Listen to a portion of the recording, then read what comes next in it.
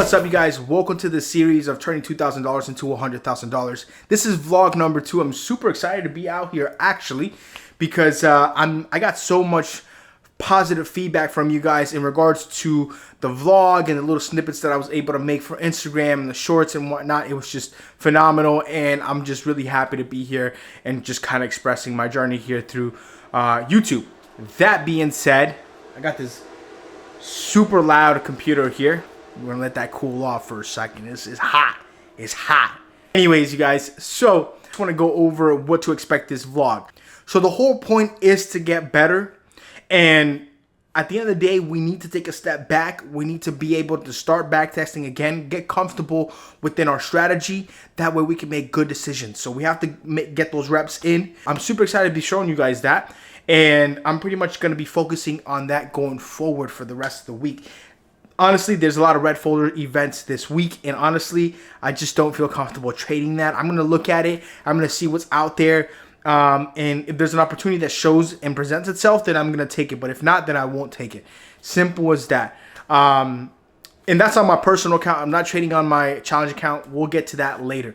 Let's get to the next step. Let's jump in the computer. I'm going to show you guys exactly what I end up looking at before I make a trade. Let's get to it. What's up, you guys? So we made it here to the charts, and I want to go over exactly my strategy, which is the box breakout system. Okay, so what we're looking at right now is a contraction period within the daily time frame. Okay, the higher the time frame, the longer the trade's going to be, and the lower the time frame that you're looking at the box in is the shorter the trade. Okay, that being said, how is this calculated? It's through an indicator called Squeeze Pro that allows me to see where these boxes are to the very bottom here, which is red and yellow. The tighter the squeeze, okay, the bigger the move. Yellow being the tightest, black, red being mild, and then white being the weakest. Okay, so the move's not going to be the best. So we're looking at a red squeeze, which is a medium squeeze here for the daily candle or the daily time frame of JP Morgan. What will allow me to enter this trade right here? Will allow me to indicate that, hey, it's a valid trade. Let's go. It's breaking out. But you see here the next day, on Wednesday, that's when the whole rumor in regards to the war happening in the Middle East and whatnot between Israel and Iran started to appear, and that's when things started to get freaked out. Then we had Thursday, we had a nice jump. And then, of course, Friday, that's when things started to really pop up in regards to the war, and that's when you see this massive decline. Pretty much, I ended up getting out right like here at 266 with the 20%. I don't want to hold anything longer than I should, just because of the fact that, you know, with war news, you never know, and I didn't want to get stuck in something during the weekend when I'm not able to get out of the trade accordingly, you know. So I was managing risk at the time. Let's look at Amazon. So we're gonna be looking at Amazon here on the 1 hour time frame. So we're looking at Amazon on the 1 hour time frame, and you guys can see here at the very bottom, that's a tight squeeze. There's some yellow dots there. There was a contraction period.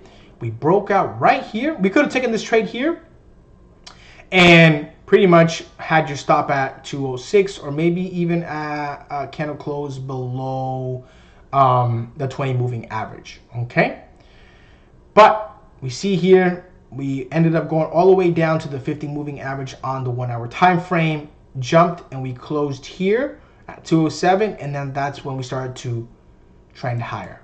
And that's exactly now the middle of the range is TP1, the top of the range is TP2, and the length of the box determines the expiration date of the contract that you'll be buying for whatever ticker that you're playing. So that's what I'm currently looking at, you guys. I hope you guys can understand what I'm looking at. But that is pretty much what I'll be doing when I'm going to be back testing. All right, you guys. So now that you guys understand a little bit more about my strategy, you guys can understand what I'm going to be looking at when it comes to back testing, which is going to be calculated here on these sheets. Just to give you an idea of what that looks like, you guys can see here, I was back testing Google, win and losses here, and there's a summary on the next page. It pretty much calculates the win, the losses, the win rate total trades, etc., etc., etc., and the average days within the trade. This is all depends on which time frame that we're going to be back testing, which is the daily and the weekly. Okay, actually the daily, just to start off as of right now. But the more that you end up doing this, the more accurate that number is. So anything that we need to adjust within that strategy, we're going to be seeing it here within the patterns of each session that we come across. This is going to take a little bit more time because I can only do so much, and you can only see so much during a period of time. So many setups, right? Pretty much what I'm referring to. This is going to be like a everyday thing, at least maybe 2 hours, 3 hours. And then we're going to continue to perfect our strategy, get familiarized with things, understand our parameters. That way we can go ahead and, trade accordingly. So everything that we do here is pretty much going to be equivalent to everything that we do on the live trading. If we don't follow this plan, we're doing everything for no reason. We have to follow the rules in order for us to be successful. And that's exactly what I'm trying to do.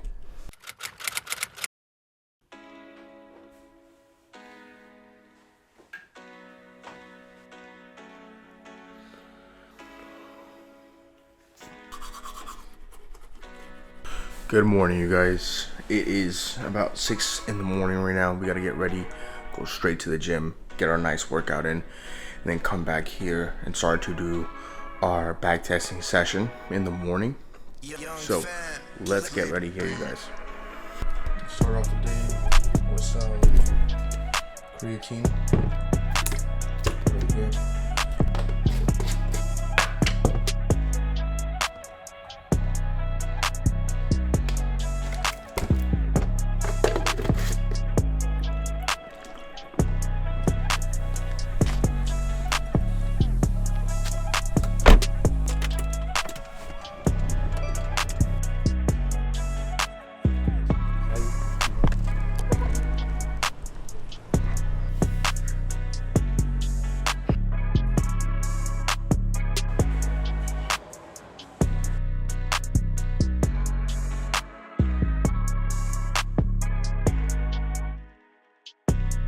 What a great workout, you guys. I mean, honestly, it's such a great way to start your day. You have your blood flowing, you have energy. I mean, now I'm just ready to go. I'm ready to tackle the day. So what we're gonna do now is head back home, get ready for market open, do my pre-market analysis like I always do in the morning.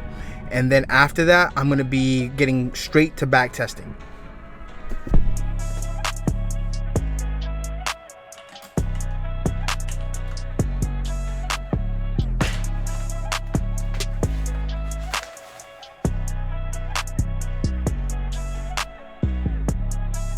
All right, you guys, so we just made it back here. We did our pre-market analysis, as you guys could see, and we're looking at VIX and QQQ. It looks like QQQ right now, as you guys can see right there, has a gap. We may fill that gap as soon as it opens, or we may reject from this 50 moving average that we're currently at right now. VIX, on the other hand, on the 1 hour time frame, it's building a squeeze here. There's a box forming up. Now we can start to see some decline in gap fill. I would like to see how we open up on the 15-minute time frame to kind of give me an idea of where we stand as a whole. I'd like to see where VIX is at on the 15 minutes to kind of give me an idea of what it wants to do. So far on the 15-minute candle close, it seems like it wants to gap fill all the way to 1810. Perhaps go all the way to the bottom of the range at 1714, which is a very important support level right here. It's at here. So I did submit that over here on the pre-market analysis that VIX may want to go to, I believe it was 1815 right here, and then the bottom of the range 1713. So, which is a very important level. Interesting day so far. We have QQQ, massive start. You guys can see here on the 5-minute time frame, 15-minute time frame right here. Then you also have VIX coming down. We may find some support around 1851, but honestly, with how things are going right now, we may just gap fill today. I wouldn't be surprised, like I had mentioned, if we go to the top range of 535 and even potentially go to 536. So pretty interesting.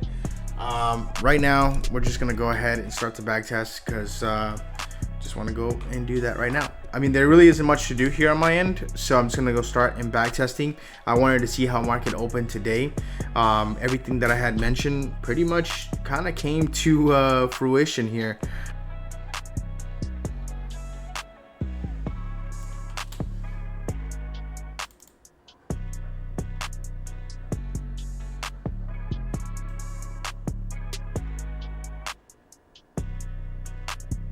Alrighty guys, so we just finished our morning session here.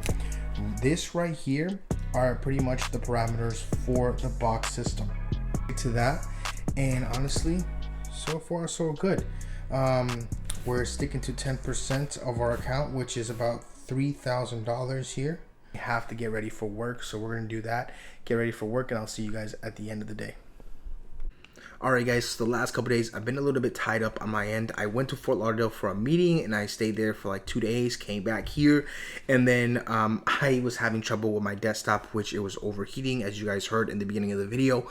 So I ended up taking care of that. Now right after that I got it back the next day, and then we ended up back testing. So we've been back testing ever since and trying to get myself you know, kind of confidence in my reps in and dial in my entries, my exits, and overall the structure. At the end of the day, back testing isn't a thing where you only do once. It's a constant thing, right? You're gonna have to get in and sharpen those entries, the exits, you know, the structure and the context behind every trade. You have to make sure that you understand those parameters. What you're looking at is pretty much you already seen in the back testing sessions. The whole point is to stay consistent, do back testing for about an hour, hour and a half every day. That way we can keep that momentum going, and the more you do this, the more accurate that summary is going to be. So just to give you an idea of what's going on here, so this is the spreadsheet of the back test, right? And on the summary, you guys can see here, it's a total trade target of 1,000. We're 3.6 completed at the moment, and out of 36 trades, we won 24 and we lost 12. Our win rate right now is 66%. Right now, we're still currently back testing NVIDIA. And, you know, this is something that we don't want to do, but we have to do. In order for us to get better, you have to do the things that you don't want to do. Discipline is the best form of self-love at the end of the day. That's what we're practicing right now, you guys. I don't want to take any more time, and I just want to keep going forward and pushing forward. You know what I'm saying? I don't want to do this right now. It's a Sunday. You know what I'm saying? But, hey, we got to make this happen. That's pretty much for this vlog, you guys. We're going to continue to stay consistent, build a routine. That way we can stay consistent around that routine and then keep the ball moving. It's about becoming better, but it all starts with things being outside of the charts. And so how we present ourselves outside the charts will automatically translate over to the charts, and you can become a better person. So eating healthy, getting in shape, going to the gym, you know what I'm saying, coming back home, journaling, back testing, all these things are all part of the journey, and that's something that we don't see anyone explain. So all right, you guys, so that is it for this week's vlog. I really appreciate all the positive feedback you guys have been giving me. I really do. And honestly, if you guys are new to the channel, like and subscribe, you know, see what's up with this journey.